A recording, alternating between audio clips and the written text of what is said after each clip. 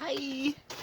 So one important game you can teach your dog is giving into leash pressure game.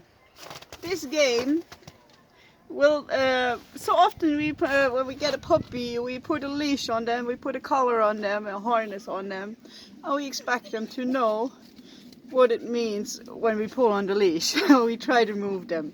But what's actually, most dogs, or every dog, they're born with something that's called an opposition reflex. And that's pretty much when you pull, I push. It's the same when I come to you and I push you. You don't just fall over, you push back. So that is like usually when you try to walk your dog on a leash and they pull, or we try to move them with the leash, by pulling back, they will push forward. So especially if you have a reactive dog, if they are reacting to something and you try to pull back, they usually react even stronger. But we can teach them that the pressure on the leash, or you pulling on their collar or harness, actually means come with me. And we do this by playing a simple game of giving into leash pressure. And we start with just applying gentle pressure to the dog. So you have one treat in your hand and your dog in the other hand. But I like to move mine, like to use a harness, and I like to move them on the chest strap of the harness, so that one that goes over the shoulder when I try to move them out of a situation. Instead of pulling back on the leash, I move them sideways. So I'm going to show you how you can get started with that. You can use it with the collar, just gently pull to the side so they step in. You can do it with the harness, just gently pull to the side, do they step into the pressure. So what you do, Simma, you take the side of the harness, you apply a gentle pressure and reward for them to come into the pressure. Pressure, reward for coming in. Other way also, pressure, reward for coming into that pressure. Again, gentle pressure, reward for coming into that pressure. And that would be the first level to get them used to coming into that leash pressure when you apply it. So instead of, having to use all your force to trying to move your dog out of a situation, it becomes very easy moving them away. The next step, once they start understanding this, is you attach a leash.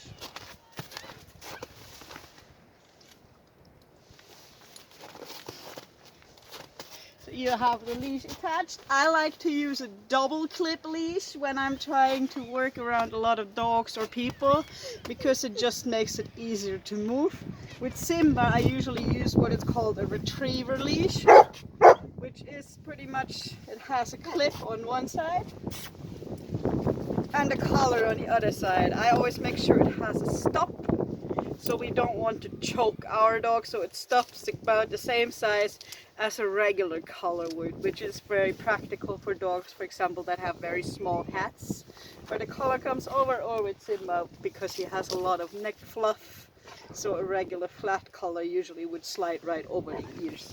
So I put the double clip on. If you have a collar, a regular collar, you can just get a harness with 2 clips, or get a leash with 2 clips, or you can just put a carabine hook into the handle, and then you also have 2 clips. And then you do the same thing. Apply a bit of pressure, reward for going in.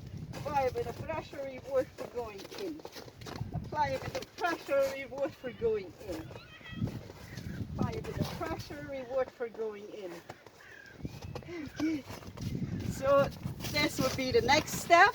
And you see, after a while it becomes quite hard coming away from your dog. And that's when you can go to the third step. So when you can't get enough pressure going anymore, the third step would be you feet forward apply pressure and reward back here. Feed forward, apply pressure, feed back here. That would be level 3. Once this, you can't get away from them anymore with step 2. The last step, step 4, would be you throw out a piece of wood, you stop them, yes, so tense leash, keep the leash tense, and then when they turn into that pressure, you can reward them with you, and then you can let them take the piece you threw out. I will show you that again. Throw one piece of food out, apply leash pressure, very good, and let him take that piece of food over there as well to keep up the value. He has a boundary here, so he's trying to step on the boundary. So this was how to teach the moving into leash pressure game with a lot of wind, a lot of snow. But this will be the